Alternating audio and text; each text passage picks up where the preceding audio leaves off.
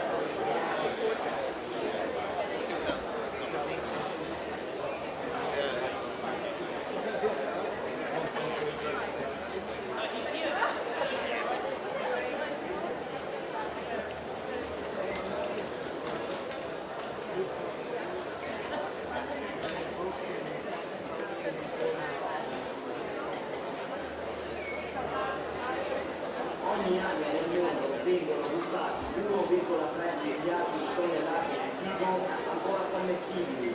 Un po' per disattenzione, un po' per pigrizia, buttiamo quello che invece potremmo tranquillamente mangiare. Per non parlare di quello che succede al cibo che non soddisfa tutte le selezioni, basta che sia un prodotto troppo maturo e finisce in una mattinera. Noi non ci stiamo, è tempo di lottare contro lo spreco di cibo.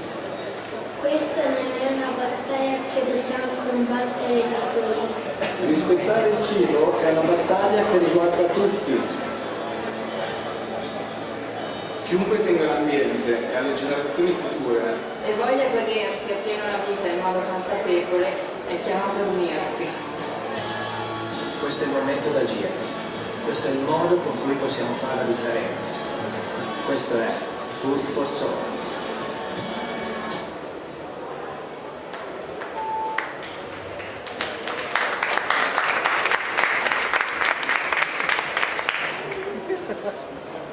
Hello everyone, it's my pleasure, my great pleasure to welcome you all here, and I am very excited to launch our new initiative together with you today. As Grundig, we have a passion. We want to improve the life of people for making them, for improving the quality of their lives every day. And we want to make home life better, smarter, and more efficient. And they are manufacturing lots of appliances which are first to the world and energy and water efficiency. But this is not all. We are not only manufacturing of appliances. We are at the same time making social responsibility with greater purpose. And we have a passion about protecting the resources of the world, different resources, including energy, water, and now food. Actually, for this is the claim of our brand, and it's strictly linked to the notion of sustainability. And at Grundig, it's about wasting waste. As I mentioned, food is our focus. So dear friends, did you know the amount of food produced globally? Every year, food for 12 billion people produced across the globe. And unfortunately, 1/3 of this food is thrown away. And unfortunately, 1 in every 9 go to a mother. We believe that with small changes in home, we can make great changes for some people. And we also believe that we can make greater differences if we have strong partners. And in this issue, we are partnering with one of the leaders in addressing this issue. And we are very much proud to support the incredible project which we have just listened. This partnership is based on shared values and also is built on shared belief that respect people is very, very important. Now, let me introduce you our other guest, Massimo Bottura, for his very inspiring session.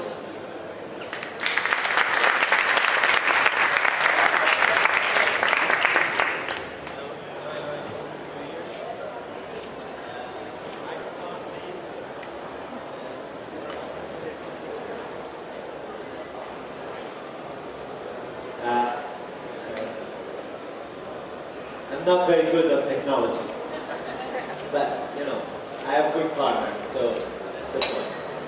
I feel better staying here behind you, cooking passatelli. You know what he's doing? He's cooking passatelli. What is this? One egg? Everyone has one egg. Piece of cheese. My grandmother always had a piece of cheese there. And bread crumbs.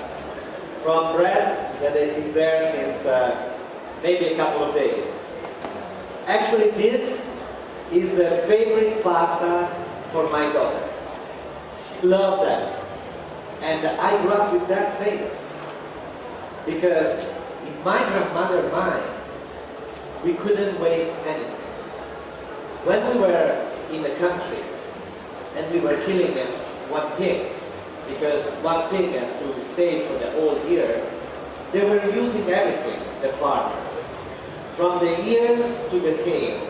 You know, we were talking about this, you know, just a few minutes ago. Because killing an animal is a spiritual act. And this animal is giving his life to you, so you have to be respected. I grew up with this mentality. Then I became a chef. I don't know why. I didn't want to be a lawyer. I just want to be a chef. Because food was one of my passions. Because I always have a door open for the unexpected, in which I can walk in every moment. And this is, I think, the secret to live a very interesting life. And if you're open to the unexpected, and in your mind you have big dreams, at least you can dream about something. In the moment you have an event like the Universal Exposition, you know, just to remind you, at the Universal Exposition, a little bit more than 100 years ago, they built the Eiffel Tower in Paris. So Universal Exposition is a very important moment in which every single country in the world, they come and they explain how they can decline the theme. In Milan last year was Feed the Planet, Energy for Life. So all these countries, they arrive and they try to involve me. Can you cook here? Can you cook there? But they didn't ask the right question. And what was the right question? What do you think? How can you feed the planet? What do you have in mind? You know, so I started thinking, and I said, I'm going to make my own pavilion, but not in the Universal Exposition, outside the Universal Exposition. Because if people are interested, they're going to come to me. Not that just because they are in a Universal Exposition, I'm going to check what you have there. Exactly as I did in Rio during the Olympics. You know, if you want to really understand what is this project, you have to come to me and see what's going on. And in my idea, is like numbers are very important. 860 million people are starving. 1.4 billion are overweight. 1.3 billion tons of food are wasted every year, 1/3 of the world production. The answer is too easy. If you want to feed the planet, first of all, you have to fight the waste. And you have the amount of product enough to feed the people that are starving. How can we do it? Through culture. If you have culture, you can think about that. If you don't have culture, you just think about yourself. But if you have culture, you think about the other. Especially when in your life, you receive everything. What can I ask to my life? I receive everything. You know, 3-star Michelin, best restaurant in the world, blah, blah, blah. You know, now it's time to give back. And with this in mind, I said, okay guys, why don't we involve all the best chefs in the world to come in Milan and cook the waste inevitable of the Universal Exposition and feed maybe the refugees, maybe the migrants, maybe the Italian, they get problems, you know. But more than that, I involve the real culture. Artist, artisan, designer, to create a beautiful space. Because, you know, the approach with these people is not just about to give some food and to feed. It's too easy, you know. You wash your consciousness just easily. But if you involve these people and you create an environment that is amazing, full of art, Campana's brother, Piero Lissoni, they designed the tables, Cookie, Vic Mooney, JR, you know, Lenoir, who design, who create art. The people, they are walking in and they are in the middle of beauty, in the middle of culture. And they feel different. They feel human being. So that's the point. It's not just about feed people. It's about feed them with dignity. Rebuild the dignity of people and treat them as human beings. This is the point of the project. So, second, why the best chef? Because the best chef, as a cultural project, they are like thinking of this chef. Go ahead. Thinking as my grandmother was thinking.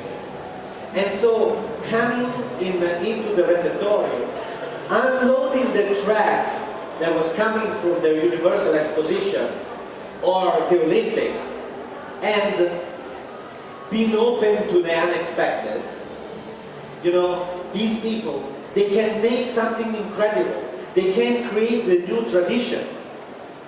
So what we did is like, we opened, we got a lot of volunteers, and we start transferring our knowledge to the volunteers. So this is a very important aspect.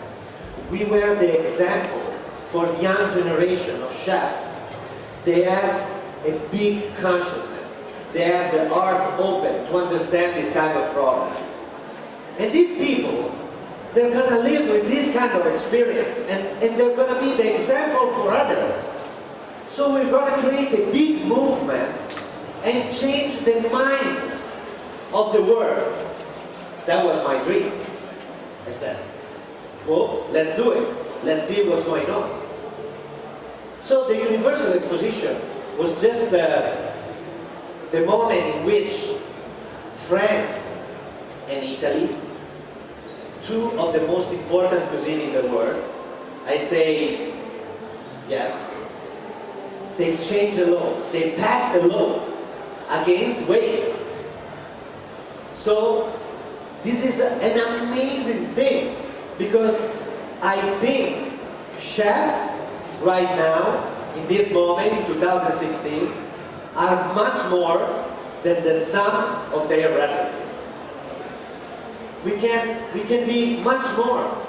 We have a vision, we have culture, we involve all these artists, and you have to see what kind of reaction from the artwork, from the designers, or the architects. They were so into this project.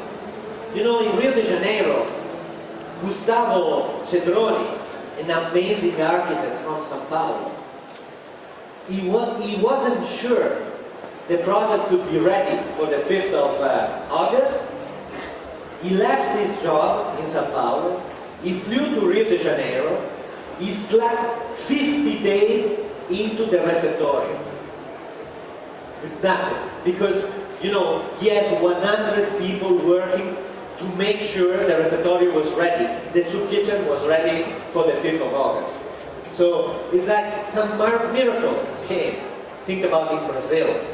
You know, if they say to you, okay, 10 minutes, I'm gonna fix it. After 10 days, you say, you said 10 minutes 10 days ago. And you say, it's okay, 10 days, 10 minutes is the same. You know, this kind of mentality. But we did it. We want to do it, and we did it. No more excuses. No more excuses. No more crazy things, you know. It's time for a change. Cooking is an act of love. But cooking right now is a call to act.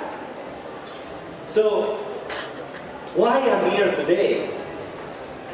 Because when Grundig approached me after the refectorio, you know, no one was like. They all want Massimo Bottura as the chef of Osteria Francescana, the best restaurant in the world. They all asked me that.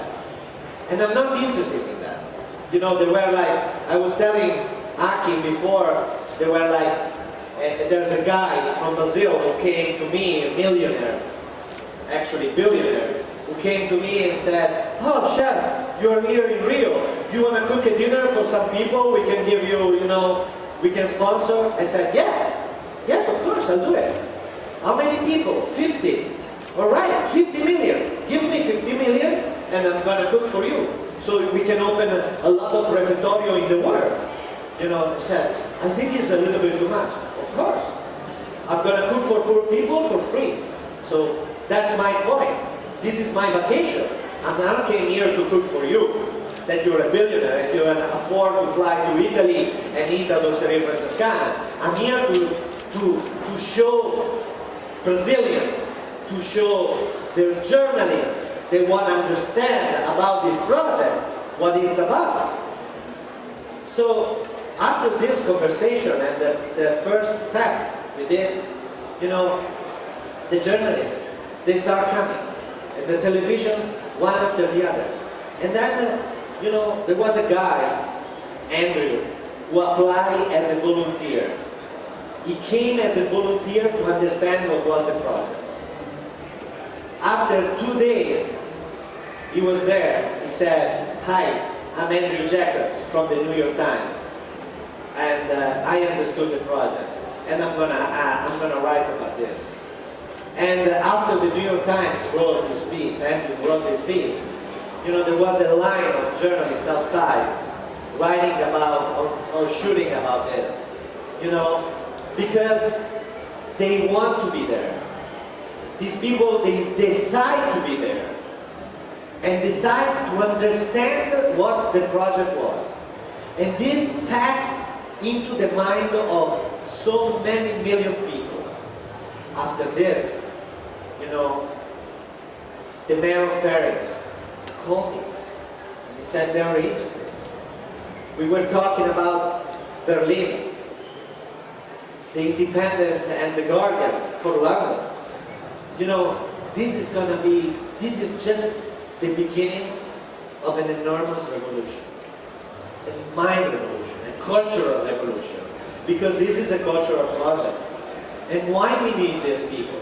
We need people like Grundig that they understand this kind of project. They didn't ask me how you spend the money we gave it to you. This is for food for soul. This is food for soul.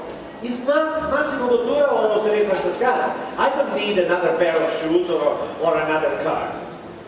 I need something to give back to the people they just suffered, the earthquake victims, or the poor migrants. They are treated like shit everywhere. Let's change our mind, and we're going to change the world. That's the point. But what we need you that are transferring these kind of messages, because I can talk with you, but if you don't talk with others through your two fingers and or through the typing, you know, what can I do? Nothing. But if we're going to do all together, we're going to change the mind of the people, and I know. Because you know what they said? You know, one of my best guests in Rio, a guy was sleeping on the side of the refectorio. Actually, we were bothering him because, you know, we built the refectorio on the side of his house. He was sleeping in the dark corner there. And he said to me, "Chef, can I offer you a coffee?" Offer me a coffee, you know, you don't have any. You offer a coffee to me. Of course. You know, Chef, it's the first time in my life they treat me like a human being. And I said, you know, it's exactly what we want to do. We want to recreate this. We want to do this. And my child that is disabled and is 16 and is very sensitive, he was getting the food, the left from our service, bringing on the street to people they didn't have the opportunity to come and eat and say, "Excuse me, you want a burger?" You know, this is the way you do it. This is the way to approach. You have to give the example to people. And if we're gonna do all together, it's like a little wave that is becoming another wave, but at one point all together, this wave is becoming a tsunami of culture, a tsunami of ethic. And once we have these guys, they support us like this, we can make it. And I'm sure we can do it. So this is our project. This is my project. This is our project as my favorite artist, you know, closing this crazy speech with the word of Joseph Beuys. Joseph Beuys is my favorite artist since ever. Sculpture as a social gesture. Recipe as a social gesture. I was inspired by that when I created riso cacio e pepe for the earthquake Parmigiano victims during the earthquake in Modena 4 years ago. Joseph Beuys said, "We are the revolution. We should never stop planting. We are the revolution. It's not him. We should never stop planting, but not planting trees, planting ideas, planting bridges to connect many different people. This is the point. We should never stop planting ideas." Thank you very much.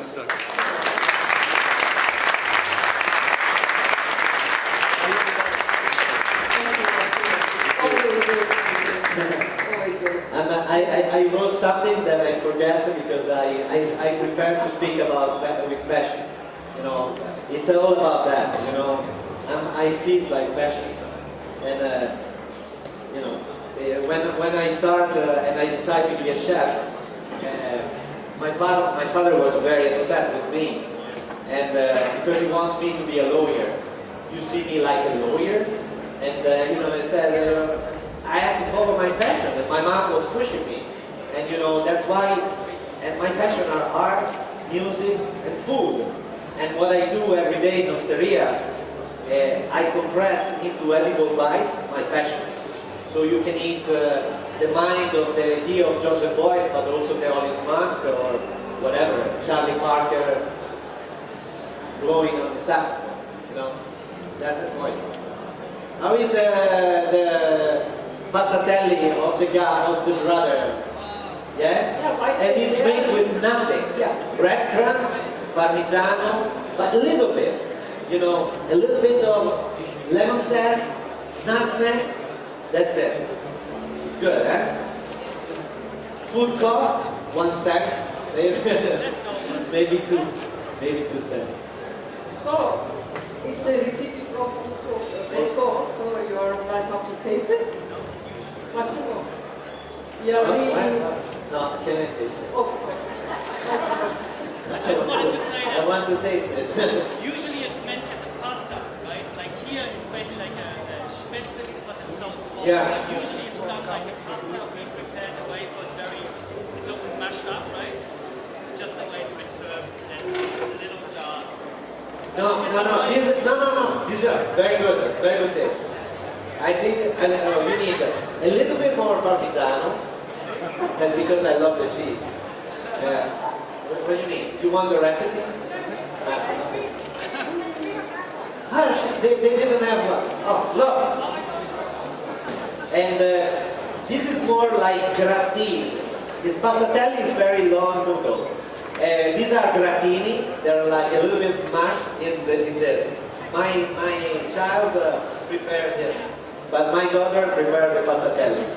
And a little bit, if you want to do a little bit strong, firm, you have to use more bread, so the bread stays a lot and more yolk.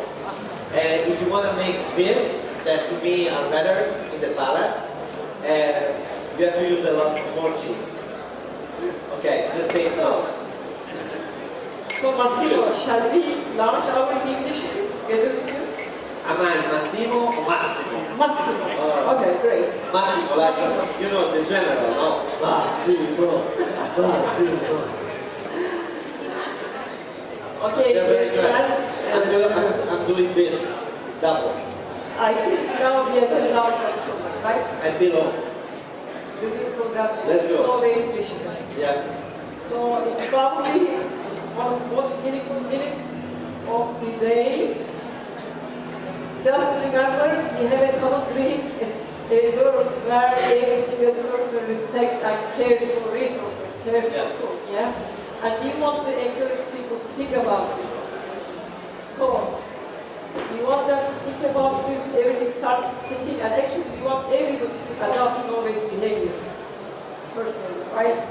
So, this is the big initiative. And I'm happy to share first example of our manifesto. And please join us to contribute by encouraging people to think about this and adopt personally no-waste behavior. So, this is almost the end of the session, and we will invite you now to share our manifesto to motivate people to adapt this behavior. We have our place. You can write, the one who makes chosen from our manifesto, you can share it. We will appreciate it. Thank you very much. Thank you. Not one word, but if you think about, we saw things that are incredible. Big truck of food, they were ready to be burned. They were good. They were good. They don't get all those oranges, lemon, mandarin, because it's too expensive to get from the tree. If you think about, we throw away so much bread, or like overripe banana, or an ugly tomato. It's like, it's incredible. It's a shame. And because people, they don't know what to do, maybe, or they're too lazy, buy seasonal. Use the right thing, understand, get deep into culture. If you share this, it's going to change your mind, your acting. You're also going to feel better inside.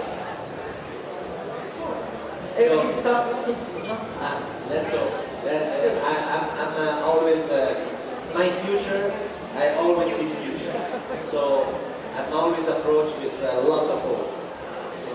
sure we're all gonna leave here and think different about waste. Okay, thanks again. Thank you very much.